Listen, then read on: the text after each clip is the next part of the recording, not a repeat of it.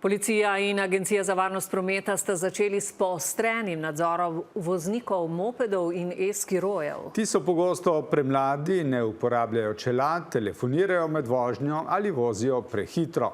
Hitrost vožnje ne sme presegati 25 km/h. Veliko nesreč pa je posledica vožnje s predelanimi mopedi in e-skiroji, ki dosegajo tudi hitrosti 90 km/h. Bo zaradi vsega tega po novem za vožnjo e-skiroja obvezen izpit? Lara Miklavčič. V dobrih 10 minutah nadzora je policija zabeležila prekrške pri 4 osebah. V enem primeru je otrok uporabljal mobilni telefon med vožnjo skiroja, to pomeni navadnega skiroja. Drug primer je, ko je tudi otrok, ki ima že kolesarski izpit opravljen, vozil po pločniku namesto po kolesarski poti. Poostren nadzor izvajajo predvsem nad vozniki e-skirojev in mopedov, ki ne smejo presegati hitrosti 25 km/h. Preveč divjajo, ja, to smo pa že videli, v Ljubljani sploh v centru, tam mimo tebe pride, kot da je, ne vem kaj, šel sploh tam malin, ko gremo, so kar divji. Če gre za otrokom, zna biti nevarno na cesti.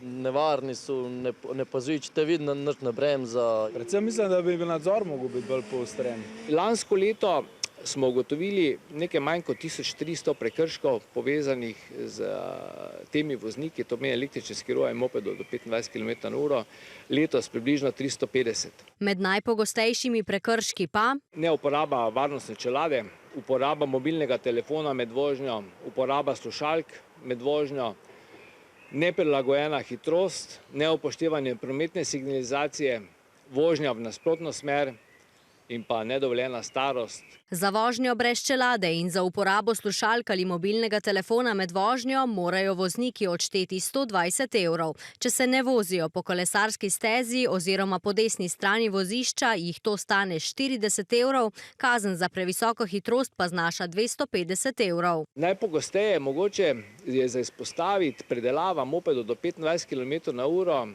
in pa odpiranje električnih skirojev, dosežejo hitrosti tudi tja do 80-90 km/h. Posledično se lahko dosežejo tudi resnejše poškodbe in pa seveda veliko večja je možnost za smrt. Agencija za varnost prometa zato predlaga obvezen izpit tudi za voznike lahkih motornih vozil. To je eden od ukrepov, ki je zapisan v resoluciji in naj bi ga uvedli najkasneje do leta 2030.